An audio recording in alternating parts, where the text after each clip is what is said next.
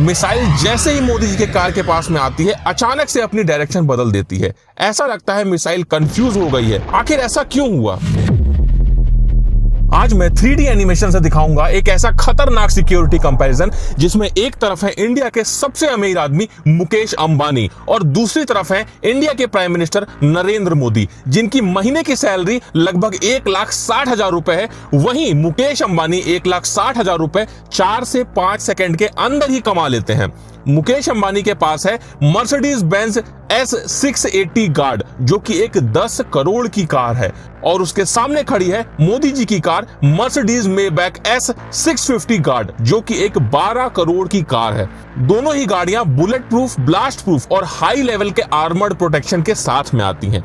ये गाड़ियां कितनी सेफ हैं, इसकी टेस्टिंग करने के लिए हमारे पास 3 वेपन है। सबसे पहले AK-47, उसके बाद में एक RPG लॉन्चर और तीसरा सबसे खतरनाक FGM-148 जेवलिन मिसाइल, जो कि बड़े बड़े टैंकों के पर खच्चे उड़ा देती है। अब इन तीनों वेपन्स की जब गाड़ियों पर टेस्टिंग होगी तो गाड़ियों का क्या हाल होगा, उसमें बैठे लोग कितने सेफ रहेंगे। टेररिस्ट ने अपना टारगेट सेट किया और उसने AK-47 सबसे पहले मुकेश अंबानी के गाड़ी पर चलाई। गोली जैसे ही कार के कांच से टकराई वो सीधे जमीन पर गिर गई।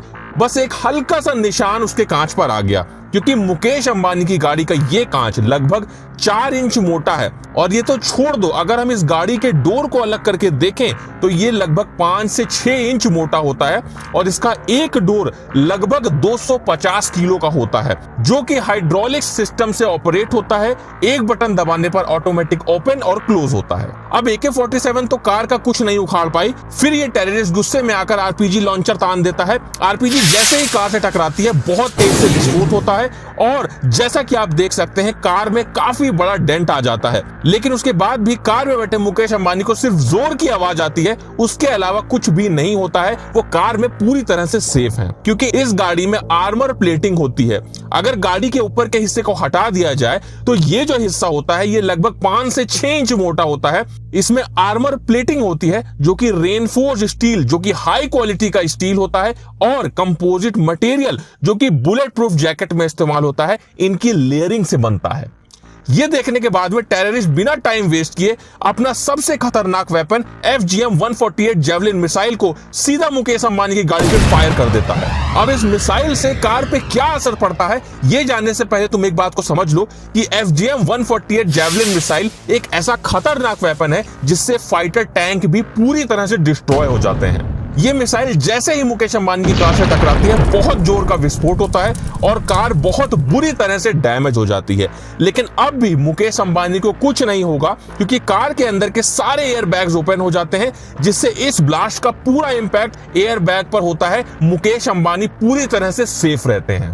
तो क्या लगता है मोदी जी के कार पे इन वेपन्स का क्या असर होगा? जैसे ही टेररिस्ट ने AK-47 मोदी जी के कार पर चलाई, कार को कुछ भी नहीं हुआ। RPG लॉन्चर चलाया, तब भी कार को कुछ भी नहीं हुआ। अब टेररिस्ट गुस्से में आकर जेवलिन मिसाइल उठाता है और सीधे मोदी जी की कार पर फायर कर देता है। मिसाइल जैसे ही मोदी जी के कार के पास में आती है अचानक से अपनी डायरेक्शन बदल देती है। ऐसा लगता है मिसाइल कंफ्यूज हो गई है। आखिर ऐसा क्यों हुआ? तो मैं आपको बता दूं, मोदी जी की गाड़ियों के साथ में पूरा SPG कॉन्वॉय चलता है, जिसमें ऐसी भी गाड़ियां होती हैं जिसमें बहुत सारे हैवी जैमर्स लगे होते हैं, और ये जो जैमर्स होते हैं ये मिसाइल के सिग्नल को ब्लॉक कर देते हैं, जिस वजह से मिसाइल अपने टारगेट को हिट करने के बजाय अचानक से अपनी डायरेक्शन बदल देती है, जिससे उसका असली टारगेट मिस हो जाता है और मोदी जी पूरी तरह से सेफ रहते हैं। दोनों की सिक्योरिटी पर काफी खर्चा होता है। अगर पर डे की बात करें तो मोदी जी की सिक्योरिटी में लगभग 1.5 करोड़ रुपए पर डे लगता है, और वहीं मुकेश अंबानी की सिक्योरिटी में रिपोर्टेडली लगभग 50,000 का खर्चा होता है। लेकिन हमारी रिसर्च में ये नंबर कहीं ज्यादा है, जो कि लगभग 1.5 लाख रुपए पर डे है। आखिरकार ये 3D इंफॉर्मेटिव वीडियो आपको कैसा लगा? अगर आप और भी किसी टॉपिक पर वीडियो चाहते हैं तो कमेंट करके जरूर बताइएगा। और अगर अभी तक आपने ये वाला 3D वीडियो नहीं देखा तो इसे जल्दी से देख लो।